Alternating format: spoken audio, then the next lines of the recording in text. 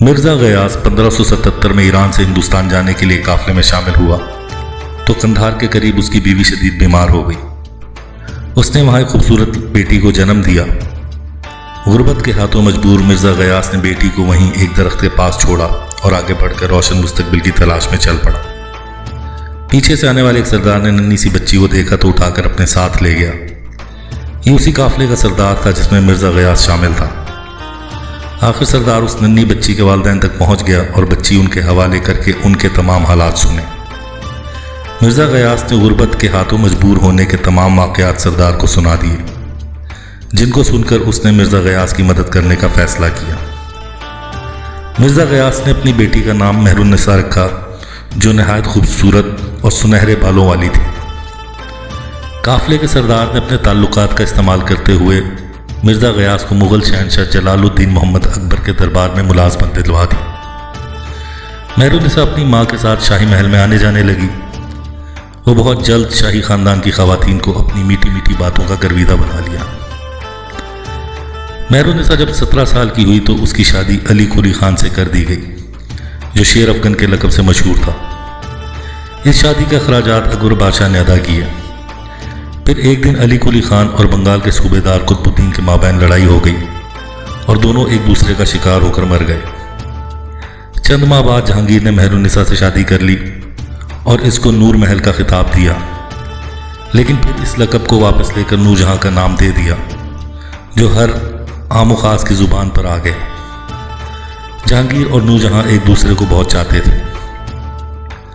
سلطنت مغلیہ کے تمام اختیارات ملکہ نور جہاں کے پاس تھے۔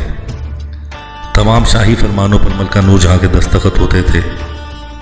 ملکہ نور جہاں نے غریب اور یتیم بچیوں کی امداد کے لیے خصوصی امداد کا اہتمام کیا ہوا تھا اور یتیم بچیوں کی شادی کے تمام اخراجات خود برداشت کرتی تھی۔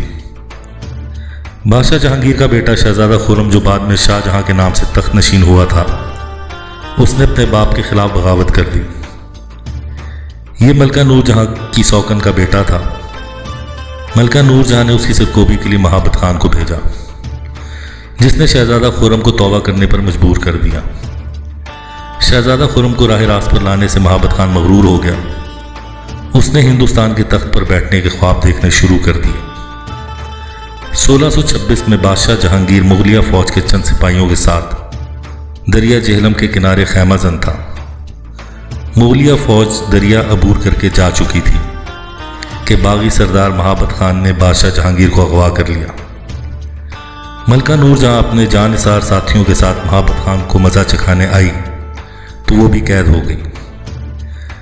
قید میں ملکہ نور جہاں نے اپنی ذہانت سے مہابت خان کے سپاہیوں کو اعلیٰ عہدیدار بنا دیا اور آس پاس کے علاقوں سے نئی فوج بھرتی کروا لی۔ یہ سارا کام ملکہ نور جہاں نے اپنے خادم خاص خواجہ سرا سے کروایا۔ اس نے بھاری تعداد میں سپاہی بھرتی کر کے ملکہ نور جہاں کو بتایا تو ایک دن ملکہ نور جہاں نے بادشاہ جہانگیر کو فوج کا معائنہ کرنے کو کہا۔ مہابت خان بھی فوج کا معائنہ کرنے آ چکا تھا۔ اس نے جب فوج کے لشکر میں تمام نئے چہرے دیکھے تو گھبرا گیا۔ ملکہ نور جہاں نے جہانگیر بادشاہ سے کہہ کر مہابت خان کو 1 میل تک دور جانے کو کہا تو وہ سر پر دوڑنے لگا اور آخر وہ شہزادہ خرم شاہ جہاں کے پاس پہنچ گیا، جس پر ملکہ نور جہاں نے مہابت خان کو اس کے عہدے سے برطرف کر دیا تو مہابت خان نے جان بچ جانے کو ہی غنیمت جانا۔ جہانگیر بادشاہ راجوڑی سے بھمبر آتے ہوئے راستے میں فوت ہو گیا تو شہزادہ خرم نے تخت پر قبضہ کر لیا۔ ملکہ نور جہاں اپنی زندگی کے باقی ایام اطمینان سے گزارنے لگی۔ آخر جہانگیر بادشاہ سے 14 سال بعد وہ بھی انتقال کر گئی۔ ملکہ نور جہاں، جس کو فارسی ادب سے دلی لگاؤ تھا، ملکہ نور جہاں نے عطر گلاب کی طرح عطر جہانگیری بھی ایجاد کیا۔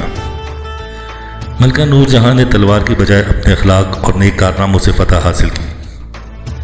ملکہ نور جہاں کا مقبرہ شادرہ لاہور میں واقع ہے، جو اپنی خوبصورتی اور دلکشی سے سیاحوں کو اپنی طرف متوجہ کرتا تھا، لیکن اب محکمانہ لاپرواہی سے بوسیدگی کی طرف گامزن ہے۔